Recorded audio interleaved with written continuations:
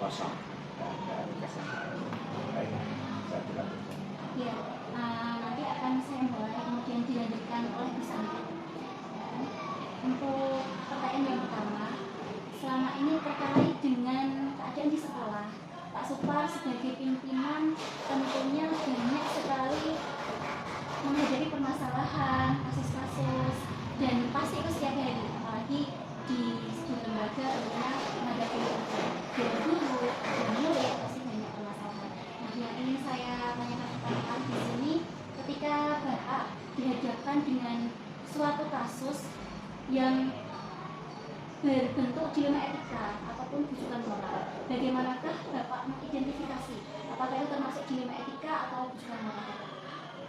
Baik, dan saya jawab pertanyaan pertama ini bahwa tentang untuk mengidentifikasi kasus yang merupakan dilema etika atau bujukan moral adalah dengan menganalisis kasus tersebut. Jika mengandung dua nilai yang benar, maka kasus tersebut dilema etika. Sementara jika dalam suatu kasus ada terlihat pelanggaran atau kesalahan, maka kasus tersebut adalah bujukan moral. Ya, terima kasih Pak Supar. Saya coba simpulkan dulu ya.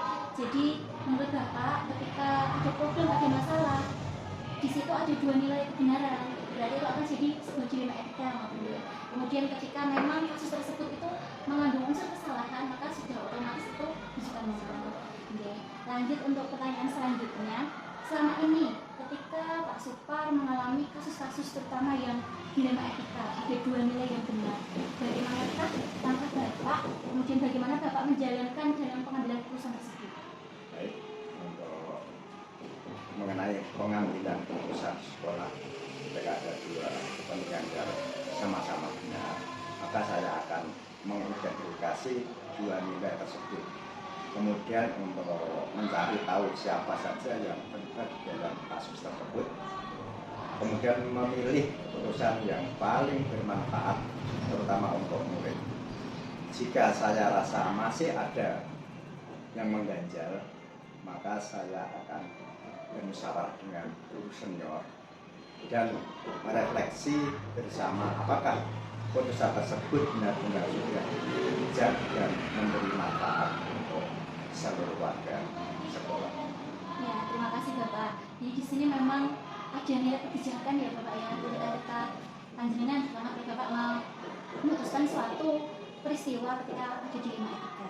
Nah, saya lanjut saja ke pertanyaan yang ketiga. Lalu bagaimana langkah-langkah yang Pak Supar tempuh dalam rangka menyelesaikan kasus-kasus yang selama ini terjadi? Baik. Langkah-langkah yang saya lakukan selama ini dalam menghadapi permasalahan, yaitu saya awali dengan bersikap tenang dan berhentinya untuk mencerna permasalahan yang ada. Untuk selanjutnya saya melihat siapa saja yang terlibat dalam kasus tersebut.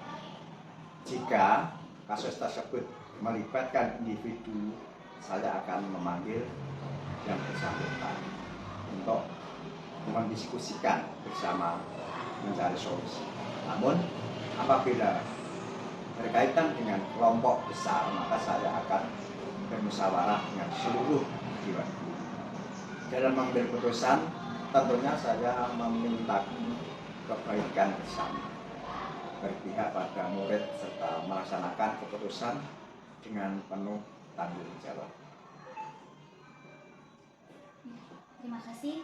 Berarti memang sudah ada langkah-langkah yang selama ini Pak Supar jalani ya Pak ya, dari bersikap tenang sampai mengambil keputusan paling bijak dan berdiskusi, bermusyawarah dengan dewan guru.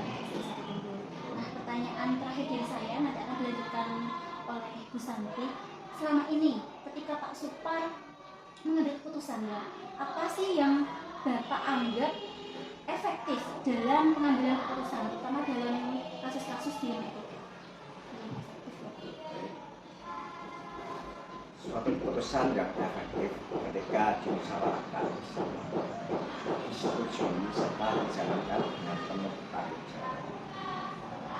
ketika suatu keputusan didasari musyawarah, maka akan lebih ringan ketika dijalankan dan segala konsekuensinya juga ditanggung bersama. Berarti di sini menurut Bapak ketika hasil dari musyawarah kemudian disepakati dilaksanakan oleh tanggung jawab itu adalah keputusan yang efektif terutama dalam dilakukan. Kemudian kesimpulan saya untuk pertanyaan selanjutnya saya persilakan ke saya. Terima kasih Bapak. Untuk pertanyaan selanjutnya, saya lagi mendengar bahwa banyak kasus ya yang selalu terjadi di SD kita. Nah, ini tantangannya ada nggak sih Pak dalam pengambilan keputusan terutama yang kaitannya dengan dilema itu? Tantangannya seperti apa? Baik. Dalam menghadapi kasus-kasus dengan dilematika, tantangan yang paling berat adalah berbuat adil. Adil di sini berarti mengambil keputusan dengan sebijak mungkin dan resiko terkecil serta tidak mengurangi hak murid di sekolah maupun hak guru. Sebagai contoh, ada anak kelas 1 yang belum bisa membaca. Di satu sisi kurikulum mengharuskan anak naik kelas, dan di sisi yang lain ada psikologi anak yang dipertaruhkan jika naik kelas karena materi di kelas 2 yang makin berat pasti menjadi beban bagi anak. Jika tetap naik kelas dan pihak orang tua juga menghendaki agar tidak tinggal di kelas maksudnya, sebab mengetahui anaknya belum mampu.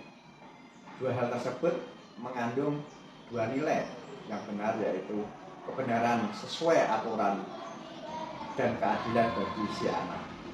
Sehingga dalam hal ini tantangannya adalah berusaha seadil-adilnya untuk memenuhi atau memilih salah satu yang terbaik. Di situ kasus saya putuskan untuk anak tidak naik kelas demi psikologi anak dan masa depan. Jadi tantangannya itu adalah bagaimana kita bersikap adil dalam menyikapi suatu masalah dan sebisa mungkin kita tidak mengurangi hak anak atau orang tua. Dan tadi disebutkan oleh Bapak kalau misalnya dikatakan anak yang naik kelas atau tidak ya, di situ kan memang kita ada semacam dilema harus bersikap seperti apa dan harus bersikap seperti apa. Nah selanjutnya nih Bapak, apakah Bapak itu punya jadwal khusus terkait dengan pengambilan keputusan dan ada kaitan sama dilema itu nggak sih Pak, jadwal khususnya, kemudian prosedurnya seperti apa? Baik. Dalam menyelesaikan kasus dilema etika, saya tidak membuat jadwal khusus. Namun saya memilih prinsip setiap ada problem maka harus segera diatasi di saat itu juga. Bukan berarti tergesa-gesa, namun lebih pada ketanggapan dalam mencari solusi, sehingga suatu problem tidak berlarut-larut dan menumpuk-numpuk sehingga terkendala. Itu. Jadi memang tidak ada cara khususnya ya Bapak, dan memang setiap kali ada masalah harus segera diatasi, tanggap terhadap masalah. Untuk selanjutnya Bapak, apakah ada seseorang Pak atau faktor-faktor yang selama ini membantu Bapak dalam membuat keputusan, terutama kaitan dengan dilema etika? Faktor yang mempermudah dalam penyelesaian dilema etika adalah dengan bermusyawarah. Sebagai pimpinan, tentunya saya bukan ahli segala, dan saya juga tidak ingin menjadi pimpinan yang otoriter. Setiap masalah yang menyangkut sekolah akan saya hadapi dengan tenang dan mengedepankan musyawarah untuk kebaikan bersama. Jadi yang selama ini membantu itu adalah ketika Bapak bermusyawarah ya Bapak dengan rekan-rekan guru dalam membuat suatu keputusan. Baik, yang terakhir nih Bapak, untuk sesi wawancara ini dari semua hal yang sudah Bapak sampaikan, pembelajaran apa yang bisa Bapak petik dari pengalaman membuat keputusan terkait dengan dilema etika?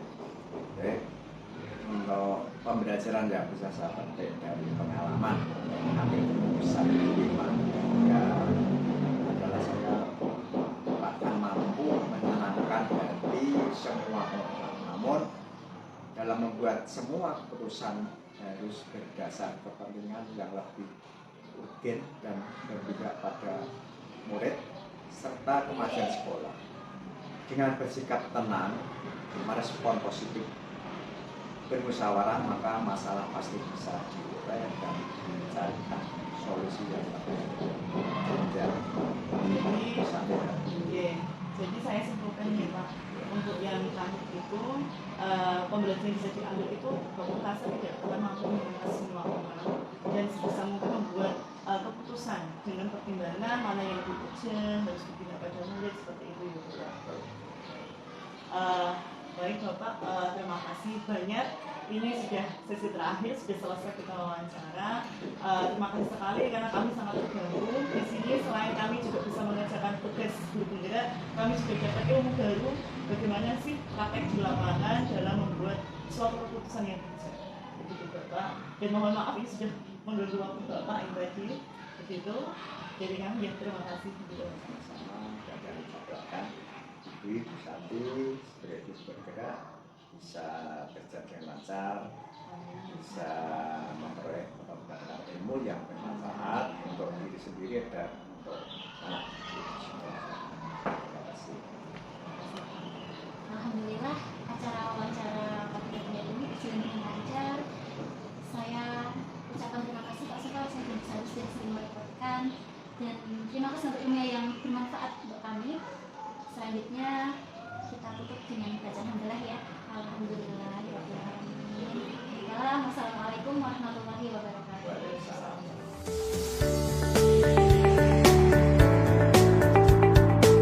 Selamat siang Pak Kini. Siang Bu. Ya, sebelumnya saya ucapkan terima kasih ya Pak karena sudah mengizinkan saya untuk melakukan wawancara dengan Bapak ini. Oke. Sebelumnya ini saya ingin beritahu terlebih dahulu kalau ini sebenarnya penugasan guru penggerak, salah satunya itu wawancara dengan kepala sekolah terkait dengan pengambilan keputusan. Oke, baik. Ini saya langsung mulai saja ya Pak. Iya, Bu. Baik. Jadi yang pertama nih Pak, bagaimana sih Bapak ketika mengidentifikasi masalah atau kasus yang termasuk dengan etika manajemen? Ini adalah kasus dilema itu Bu.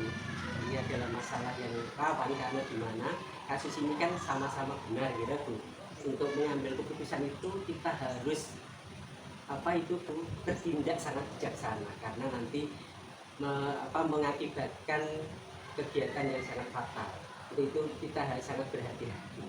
Jadi, untuk mengambil itu dalam mengambil keputusan itu saya harus mengidentifikasi masalah yang ada, menanyakan apa penyebabnya sehingga terjadi permasalahan tersebut. Jadi karena ini masalahnya rawan ya Pak, karena sama-sama benar, jadi keputusannya harus yang tepat. Baik, yang selanjutnya nih Pak, bagaimana Bapak dalam mengambil keputusan di sekolah, terutama kasus tadi yang sama-sama benar itu pengambilan keputusannya modelnya seperti apa? Yang pertama, saya juga dalam mengambil keputusan tidak bisa mengambil keputusan secara pribadi karena itu untuk kepentingan kita bersama di sekolahan, sehingga saya melibatkan semua pihak. Kalau di sekolahan saya melibatkan bapak ibu guru, wali murid, juga biasanya komite kalau ada masalah yang harus kita selesaikan yang agak berat. Contohnya di sini anak-anak SD 2 Tunggul itu senangnya adalah bertengkar dan bullying. Kemarin saya mengundang komite dan saya minta pendapat bagaimana untuk menyelesaikan masalah ini karena banyak hal yang terjadi. Anak-anak yang dibullying itu kebanyakan pindah dari sekolah SD 2 Tunggul, sehingga itu saya rasa berat, sehingga komite dan guru itu menyarankan pada saya, Pak, alangkah baiknya kita bekerja sama dengan Polsek. Untuk itu maka saya langsung mengambil kebijakan itu dan saya langsung ke Polsek dan mengutarakan masalah yang ada di SD ini. Ternyata di sana menanggapi dengan baik dan mau saya undang ke SD 2 Tunggul dan mau memberi solusi sehingga setelah adanya itu anak-anak semakin berkurang tentang bullying dan bertengkar karena di sini setiap hari anak-anak itu banyak yang bertengkar, selalu nangis dan guru selalu bingung. Yang diundang adalah kepala sekolah, Pak itu ada tukaran, itu ada Iya. tukaran gitu. Oke, jadi Bapak tetap melibatkan Iya, semua pihak ya, iya. guru, komputer, dan bahkan ini sudah sampai ke Polsek, polsek iya. karena terkait kasus yang ada di sekolah. Sekolah, Jadi gitu ya, Pak. iya, iya. Baik, nah untuk prosedurnya Pak, yang biasanya Bapak lakukan kalau misalnya ada masalah sesuatu, gitu, Pak. Prosedurnya, Ya, langkah yang saya Iya, ambil, betul, Pak. pertama saya mengundang wali murid, saya ajak rembukan. Yang kedua saya mengumpulkan bapak ibu guru, bagaimanakah Bu cara menyelesaikan masalah ini. Nah, bapak ibu guru memberi saran, dan dari saran itu saya identifikasi, oh masalahnya seperti ini Bu. Setelah itu saya harus mengambil tindakan akhir, jalan yang terbaik untuk solusi tersebut. Jadi tadi berdiskusi Iya. dengan orang tua Orang murid tua, iya. dan diskusi juga Dengan dengan guru, guru, iya. dicari Alternatif. penyebabnya Iya, dulu, baru iya. ke Ini tindakan yang Baik. lain. Selanjutnya Pak, apa saja yang selama ini Bapak anggap efektif dalam mengambil keputusan di antara semua lembaga itu yang paling efektif menurut Pak itu apa Pak? Menurut saya diskusi dengan bapak ibu guru, karena dari bapak ibu guru itu satu dengan yang lain selalu memberikan masukan, dan masukan itu kan satu guru dengan satu guru yang lain tidak sama, sehingga dari pendapat itu saya dapat menyimpulkan dan mengambil tantangan yang ada dari bapak ibu guru. Saya rasa lewat diskusilah hal itu dapat mencapai hasil yang terbaik. Berarti Menurut saya, Bu. diskusi dengan dua guru karena Iya. pasti setiap orang punya Iya. pemikiran berbeda ya Iya. Pak. Nah dari situ Bapak mengambil Kesimpulan. kesimpulan yang nantinya akhirnya jadi Keputusan yang terbaik. Baik Bapak. Nah untuk selama ini Bapak apakah ada tantangan bagi yang dihadapi Bapak ketika membuat suatu keputusan kayak yang dengan Bapak? Ada Bu, setiap masalah itu pasti ada tantangannya. Kalau tidak ada tantangannya kan Tidak terselesaikan. tidak terselesaikan. Ya. Seperti tantangan-tantangan yang ada itu, kalau masalah anak, biasanya orang tua itu juga terjun langsung ke sekolahan. Suatu contoh Bu, ada orang tua, mungkin pemikiran orang tua itu beda, kesopan santunannya juga beda, mungkin pendidikannya juga beda, dia ke sekolahan tidak permisi, tidak mau menemui wali murid atau kepala sekolah, dia langsung ke kelas dan melabrak murid tersebut, dia sampai menampar, sampai dan juga gurunya itu dipaneni Bu. Oh iya. Jadi wali murid tersebut malah tidak diberitahu, dikiranya gurunya itu membela anak yang tadi. Juga wali murid itu dengan marah-marahnya dan mau memindahkan anaknya ke sekolah yang lain. Terus setelah itu saya dengar, saya lari, kok rame-rame ada apa, saya masuk ke kelas itu, ternyata orang itu marah-marah wali murid, sehingga saya tarik, saya ajak ke kantor, saya beri pengarahan, dan guru tersebut juga saya ajak ke kantor karena yang tahu permasalahan yang persis adalah guru tersebut. Ya ternyata memang pendidikan dan karakter orang itu mempengaruhi dalam memecahkan masalah, emosinya tidak terkendali. Jadi pasti ada tantangan tersendiri ya Pak dalam setiap masalah. Terutama yang tadi disebutkan Bapak itu kasus di sini. Baik, dalam menyelesaikan masalah Pak, apakah Pak Tutmin itu punya jadwal khusus Pak untuk menyelesaikan suatu masalah itu Pak? Tidak Bu, masalah itu kan tidak timbul secara terjadwal, itu kan timbul seketika itu. Masalah itu spontanitas, sehingga saya tidak membuat jadwal tersebut, tidak membuat jadwal untuk menyelesaikan masalah tersebut. Namun kalau ada masalah, setiap ada masalah saya selesaikan pada waktu itu juga. Berarti ada masalah langsung segera diselesaikan ya Pak. Semakin cepat semakin baik. Iya. Baik. Yang ketujuh Pak, ada nggak sih Pak seseorang atau faktor-faktor yang selama ini membantu Bapak dalam membuat suatu keputusan? Oke, ada. Biasanya kan kalau ada suatu masalah, saya itu memang harus mencari informasi dulu, tapi saya juga harus mempertimbangkan. Nah, di sini di sekolah sini kan ada guru yang lebih senior. Kalau guru yang lebih senior itu pemikirannya kan sudah dewasa. Untuk itu karena untuk cover kekurangan saya itu kan nanti di cover guru senior itu, sehingga kalau ada masalah saya pertimbangkan, Bu, ada masalah seperti ini solusinya gimana kan. Setelah Pak Tukmen harus seperti ini. Oke, setelah hal itu tercapai, saya baru mengutarakan kepada bapak ibu guru yang lain untuk memberi solusi. Kalau memang solusi itu sudah sinkron kita gunakan, tapi kalau antara guru senior dan guru yang masih muda belum sinkron, kita cari alternatif yang lain untuk memecahkan masalah tersebut. Jadi Pak Tukmen berkomunikasi dengan guru yang senior untuk mengcover kalau misalnya telah tepat, pertimbangan ya Pak. Jadi memang tetap melibatkan guru. Terus yang terakhir nih Pak, dari semua yang Bapak sampaikan tadi, ada hikmah apa sih yang bisa Bapak ambil kaitannya dengan keputusan, pengambilan keputusan yang dilema? Keputusan dilema itu ada hikmahnya. Di sekolahan itu tentunya kan problem-problem itu pasti ada. Sebagai kepala sekolah harus berpikir 2 kali, tidak bisa sekaligus memutuskan hal tersebut. Dari hikmah itu kita bisa ambil untuk kebaikan bersama, untuk kebaikan bapak ibu guru. Misalnya ada kasus seperti ini ya, tentang misalnya guru kan pastinya ada yang cerelean, ada yang disiplin seperti itu. Kira Bu, saya juga sih tahu misalnya terlambat, tapi saya harapkan terlambatnya itu jangan terlambat terus-menerus, karena kita manusia, kepala sekolah juga manusia kan, kita harus mengutamakan kedinasan.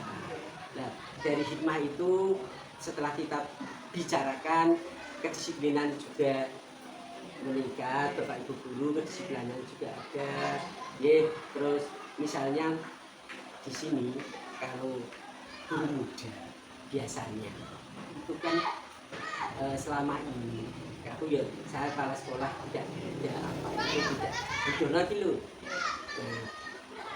Antara itu antara guru antara yang tua itu saya rasa ya agak bergeser lah. Kalau zaman dulu saya jadi guru itu kan karena benar-benar ada gila. Sekarang juga mulai saya saya contohkan lah, bisa misalnya tokoh Promojowo itu biasa juga.